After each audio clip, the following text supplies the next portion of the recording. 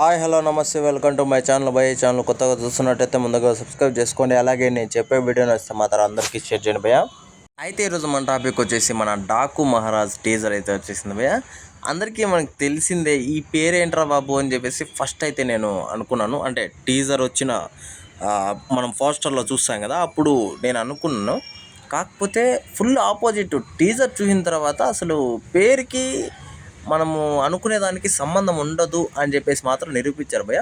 అయితే మ్యాటర్ ఏంటి అంటే ఈరోజు అయితే మనకు బాబీ గారు అయితే ఒక పెద్ద షాకే ఇచ్చారనమాట.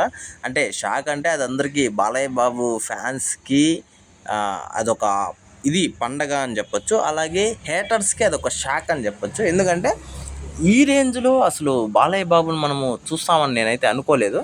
అసలు ఆ గుర్రం సారీ చేసుకుంటూ అసలు మామూలుగా లేడు భయ్య నిజంగా.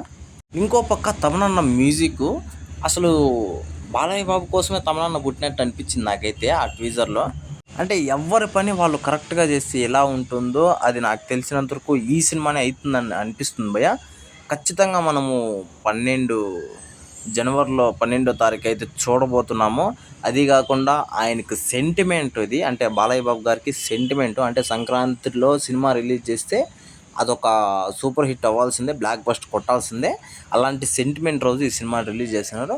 అంతేకాకుండా అసలు బాబీ చాలా బాగా ప్లాన్ చేశాడు. ఎందుకంటే ఇది జస్ట్ ఒక పోస్టర్ టైపే. అంటే మీకు చూసింది చిన్న షాంపులే, అసలు సినిమాలో వేరే లెవెల్లో ఉంటుందని చెప్పేసి.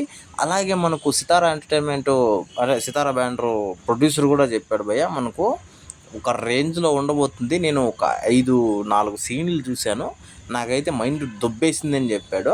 మరి ఎలా ఉండబోతుందని ఆతృతతో నేను కూడా సినిమా కోసం వెయిట్ చేశాను భయ్య. మీలో ఎవరు ఇలా వెయిట్ చేస్తుంటే కింద కామెంట్లో తెలియజేయండి.